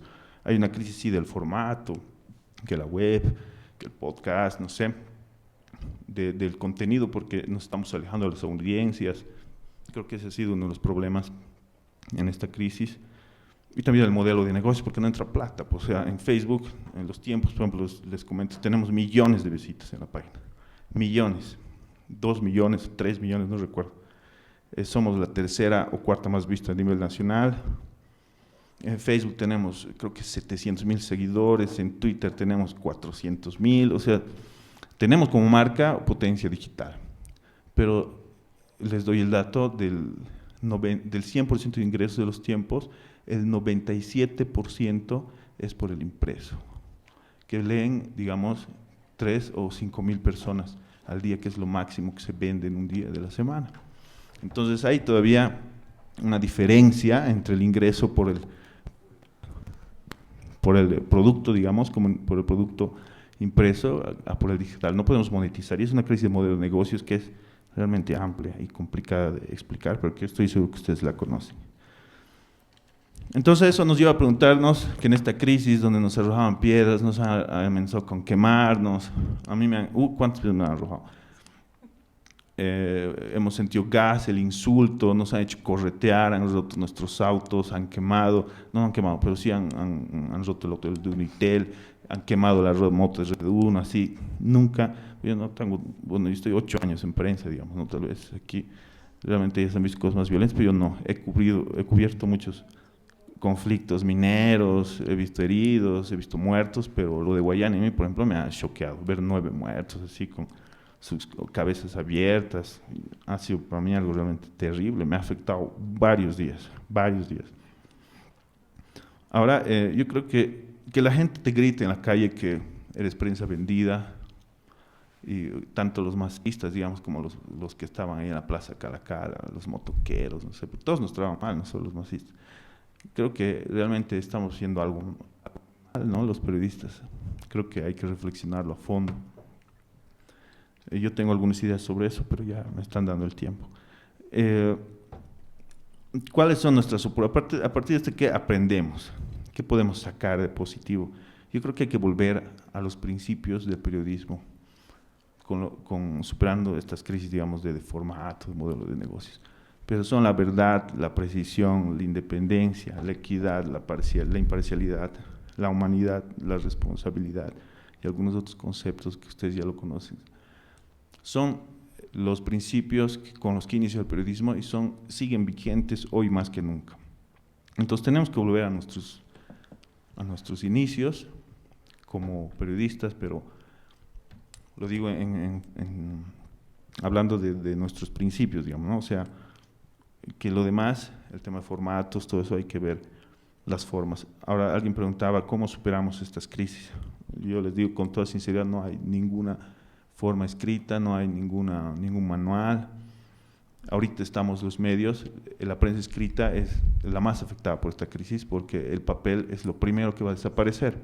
Después desaparecerá la radio, la tele, ¿no? Pero el papel así, ya, gracias. El papel va a desaparecer, si la tele desaparece en 10 años, nosotros en 2, digamos.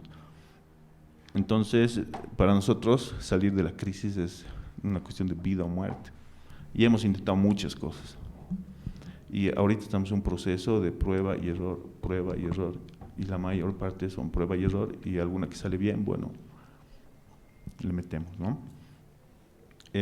Actualizar nuestras herramientas, las técnicas del periodismo, y creo que algo fundamental que hemos perdido, y no sé por qué, y no sé en qué momento, nos hemos alejado de nuestras audiencias, ya no las conocemos, no sabemos quién nos lee, por eso la gente creo que también cree más en el Facebook que en los medios tradicionales. Hay que reencontrarnos con nuestras audiencias. Creo que eso es igual una tarea pendiente. Y bueno, ahí voy a terminar la exposición porque ya me han pedido tiempo. Muchas gracias.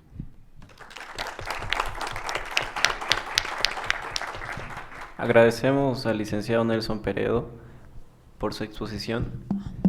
Le damos al público su minuto de preguntas. Si alguna persona quisiera hacer alguna pregunta a Nelson.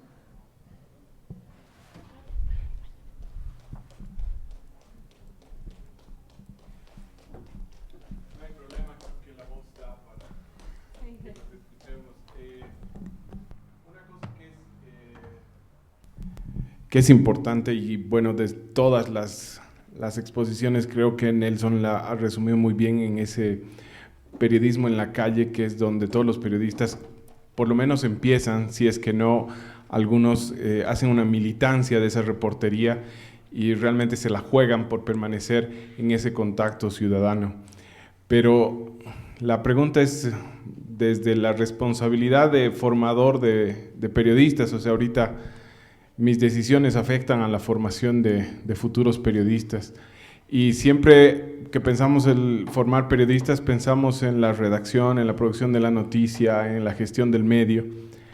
Quiero preguntarte si nos puedes dar 2 o 3 de habilidades que tú consideres que tienen que ver con la reportería en la calle, con esto de saber, hoy en día creo que tienen que saber un periodista, no por ser pesimista, pero tiene que saber primeros auxilios, tiene que saber otras cosas que antes se hacían estos cursos de corresponsalía de guerra, se llamaban en una época cuando yo estudiaba, me acuerdo, no sé si siguen, pero ¿cuáles son habilidades que van más allá de la construcción de la noticia, que tú has visto y has vivido que los futuros periodistas tienen que tener para enfrentar ese trabajo de la calle en las condiciones actuales, para retomar esos principios que creo que son principios porque nos acompañan desde el principio, no porque tengan que cambiar en algún momento.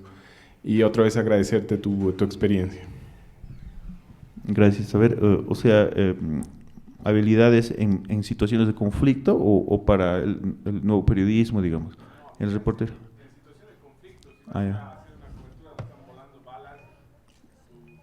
Yo creo que sí, creo que fundamental saber cosas de primeros auxilios,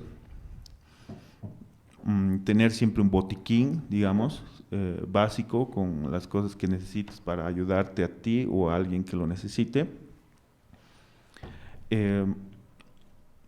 Luego, algo que yo nunca me he dado cuenta es hay que tener un buen estado físico, de verdad.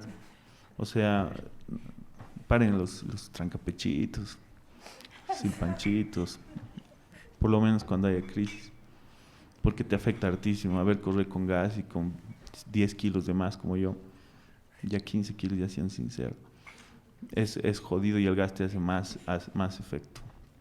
Creo que mantener un buen estado físico, tu cuerpo,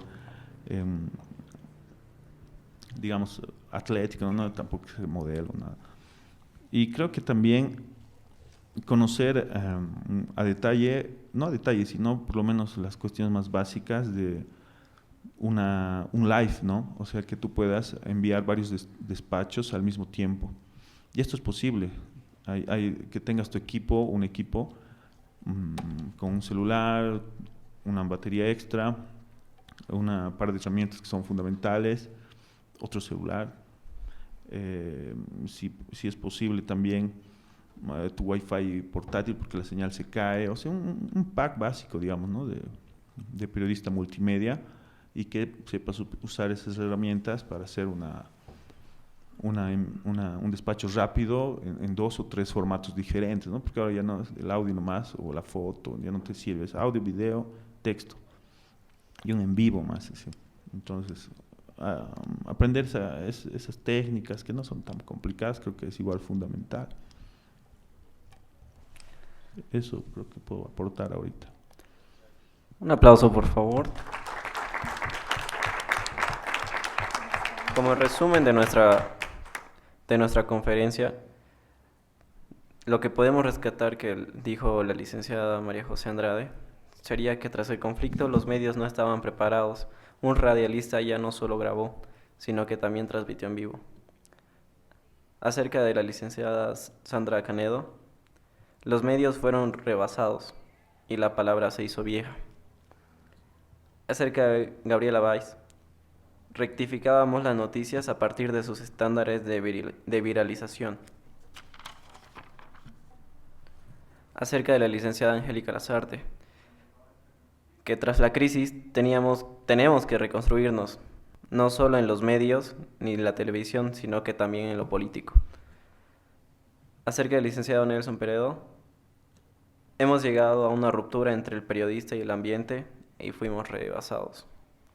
Antes de concluir con este ciclo de conferencias pititas, quisiéramos hacer la entrega a nuestros expositores de unos pequeños presentes que tenemos como organizadores de evento.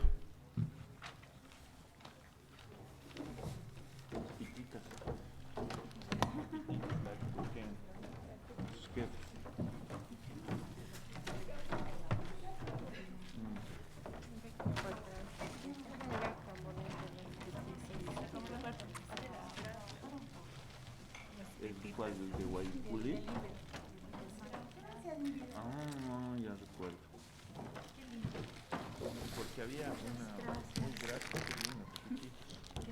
En ese sentido, por favor, les pediré un fuerte aplauso. Agradecemos a la asistencia tanto de nuestros expositores por darse el tiempo de resolver algunas dudas que teníamos de lo que sucedió en nuestra sociedad y de lo que todavía está sucediendo. Y agradecemos también a nuestro público por haber participado y haber venido a nuestra conferencia. Damos por concluido el evento. Muchas gracias.